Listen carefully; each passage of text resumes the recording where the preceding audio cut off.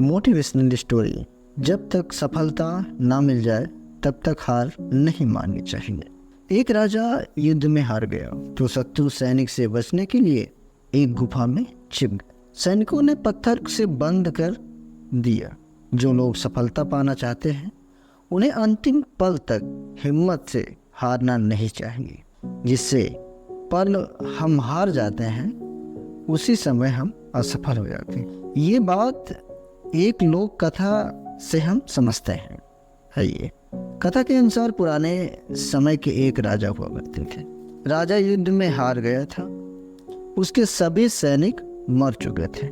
जब राजा किसी तरह अपनी जान बचाकर जंगल से भाग गया, सैनिक उसका पीछा कर रहे थे। वह बचने के लिए एक गुफा में छिप गया। सैनिक राजा को जंगल में खोजते खोजते उस गुफा तक पहुंच गए। गुफा के अंदर राजा को ढूंढा, लेकिन राजा सैनिक उसको ढूंढ नहीं सके।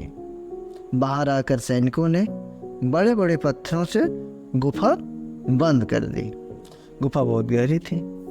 अंदर की ही ओर राजा छिपा हुआ था। वह काफी थका हुआ था। भूख प्यास की वजह से बेहाल हो रहा था। उसके शरीर में ताकत भी नहीं बची थी। शत्रु सैनिक गुफा बंद करके वहां से चले गए। तो राजा अंदर बैठा बैठा सोच रहा था कि अब तो उसका जीवन खत्म हो गया। वह गुफा से कभी बाहर नहीं निकल पाएगा। राजा निराश हो चुका था। तभी उसे माँ की एक बात याद आई।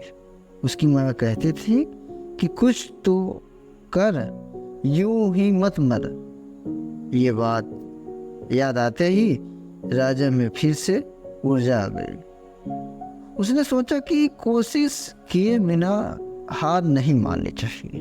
राजा गुफा से बाहर पत्थरों को हटाने का काम शुरू कर दिया।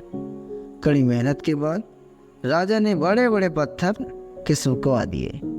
किसी तरह राजा ने बाहर निकलने की थोड़ी सी जगह बना ली थी। राजा गुफा से बाहर निकला और अपने मित्र राजा के पास पहुंच गया।